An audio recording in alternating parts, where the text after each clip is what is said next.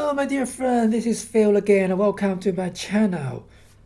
Finally, the PTS gonna be rolled out to the live server. We're gonna finally have the chance to play the ghouls, as some of us has been waiting for so long. Now in this episode, I'm just gonna fix on one thing. Whether the ghoul is worth playing, because for me, stay completely 100% feral and play melee is the way to go if I want to play ghoul. I'm not gonna do a range shooting ghoul because I don't want to manage both the glowing as well as the feral at the same time. It's a bit too much for me, too many overheads for me to actually enjoy the game. Is it worth to actually do the melee as a ghoul or not? Let's find out together. So to summarize the difference to play as a ghoul quickly here, let me show you. 100% disease resistance, -10 charism, radiation heals you instead of reduce your max health. Different stage of the feral gonna give you different benefits and problems. But let's skip that because we do want to be 100% feral. We don't want to bother about managing the ghoul feral parameters. And here is my specialty. Nothing special because I do the melee, so I have loads of strength. I do have quite a bit of endurance and agility. To manage your feral bar, you're going to have to keep on dosing camps. And certain camps give you a lot of feral boost, and some of them give you less. But as I mentioned, it's a bit too much for me to really care about. So just for information, we're now going into details about it. There are plenty of introductions about this system on the YouTube you can refer to. But even to play the melee, you still have to manage another one thing, the glowing parameter.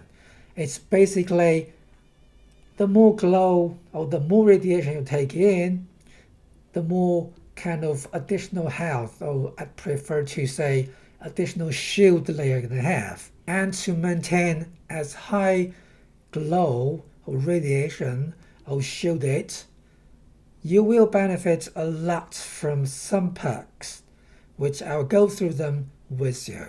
And to keep your glow high, the best thing to do is just doping the toxic ghouls. Use it as a stim pack replacement, because forget about stim pack, you don't need that anymore. The only thing you need is toxic ghouls. Now as a ghoul, you will have access to some additional perks. This radioactive strength perk card is the key card in this loadout, and it is only because this card we can deal a significant damage by using power attack, which actually make the melee ghoul a viable build compared to the blooded version, as I'll show you later on. It gives you another 150% damage boost when you do power attacks and costs you a tiny bit of glow. This Right River is a good card for non-automatic melee builds because each hit can gain you a tiny bit of glow, and you use this one together with the radioactive strength to minimize the glow cost when you do power attacks.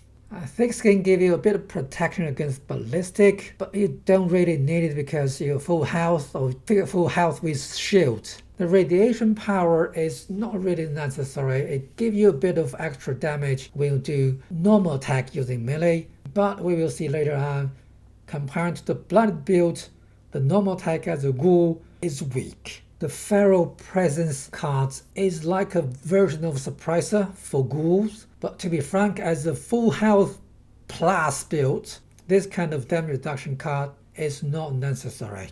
This red specialist card is actually a utility card. It gives you a bit of additional glow or radiation when you intake radio sources, but you don't really need it when you fight. Science Monster give you a bit of boost on the damage. You better have it with your perk loadouts as a ghoul. The Might Scientist is totally a no-go for melee attack. But if you want to use some ranged weapon as a hybrid, it will give you a bit of advantage on damage. Hybrid reflexes is a good one, give you additional evasion chances. And Gunslinger Master is an interesting card here. It's currently actually working with melee weapon for some reason, but we don't know whether it's intentional or not. We will only be able to find it out when that actually roll out to the live server. I'd love to use it because it gave me about 90% of the damage boost when I have the full 9 onslaught stack. The 40 Sports is actually a great one if you're doing a ranged Ghoul build. The same applies to the glowing criticals, but because we are melee build, these two cards won't benefit us a lot. It is hard to actually hit the forte or the weak spot of a mob when you are using a melee weapon, unfortunately. But considering we might actually switch to ranged weapon from time to time, better to have them. Anyway, we got a lot of points. Now the only painful point is in order to actually remove all your ferals, or to stay 100% feral, put that way, you need to actually wait for quite a bit of time after you transfer into a ghoul inside the game. Just do some random stuff, whatever you want to do, quests, raid. You probably don't want to do raid events. Just do your normal gameplay. After a while, the ghoul feral bar will gradually reach the depletion status. You will be 100% feral. And that's what you want to do before you become a fully melee ghoul. It's a painful process, trust me. I waited about few hours in order to actually reach this status. With the 0% feral meter, you will lose a bit of max AP, HP, no charisma left, 5 points reduced endurance, but in return, you have plus 150% melee damage boost and minus 300% gun accuracy, which doesn't mean you cannot use a ranged weapon. It just means you probably won't be able to use a ranged weapon well in VATS. If you want to shoot a ranged weapon without VATS, it's perfectly fine. For me, I prefer to use an explosive launcher, so you don't really need accuracy in VATS at all. But we want to do 100% melee.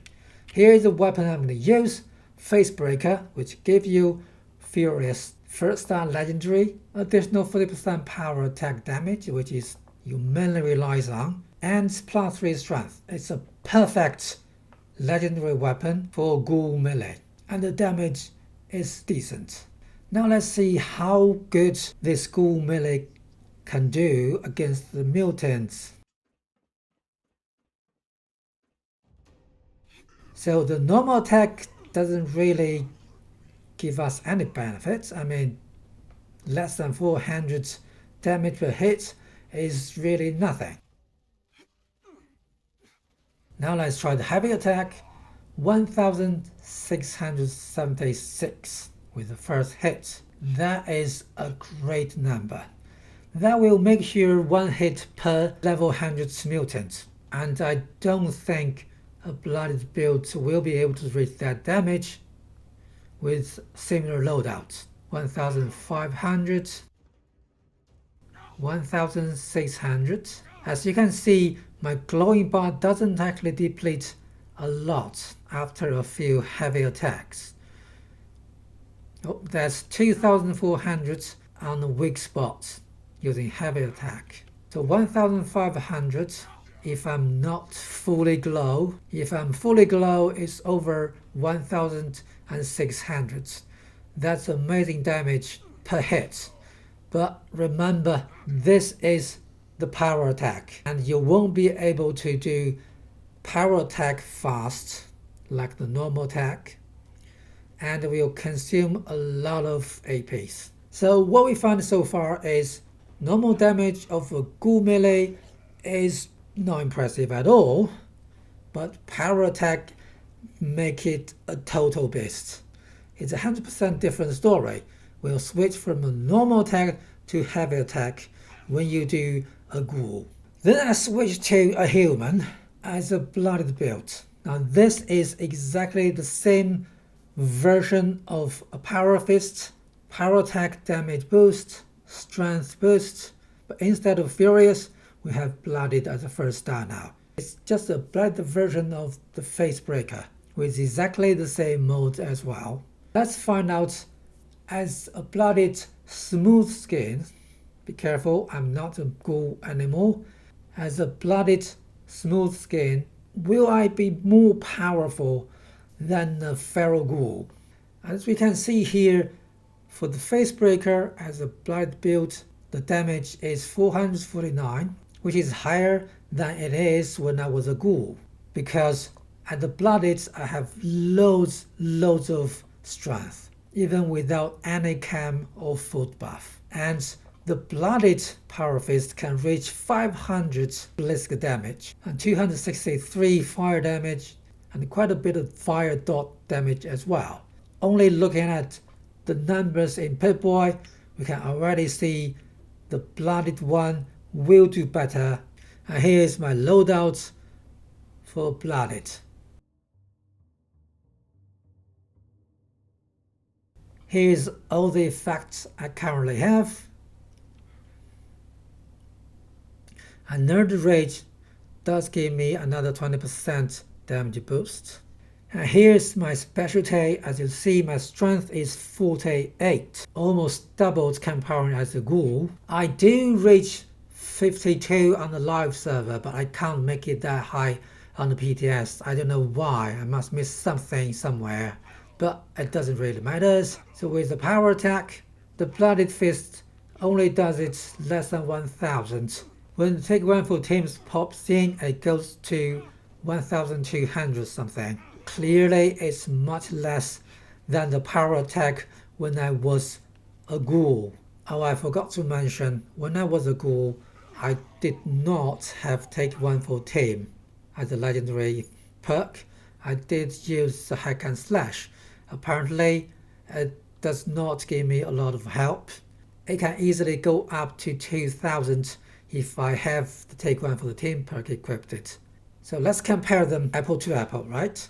The power attack with the blooded build goes just about tiny bit less than 1000 per hit, where the ghoul does 1600 damage when we have full glow. But the normal attack on the other side, as the blooded build, my normal attack can reach to 800 per hit, while as a ghoul I can only do less than 400 or a bit more over than 400. So normal attack, blooded doubles the ghoul attack. But the power attack, the ghoul does hell lot more comparing to the blooded build. That means if we want to play ghoul melee, then we better stick to power attack, because benefits from the perk cards, we can do a lot of power attacks as a fully glowing feral ghoul. Normal attack will be weak.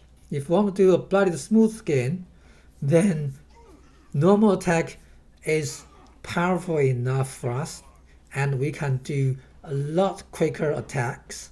So here is my thoughts. Will I do a ghoul melee build? The answer is definitely. Why not? I mean, the power attack of the ghoul melee is very good. And don't forget, every single hit of auto melee is power attack.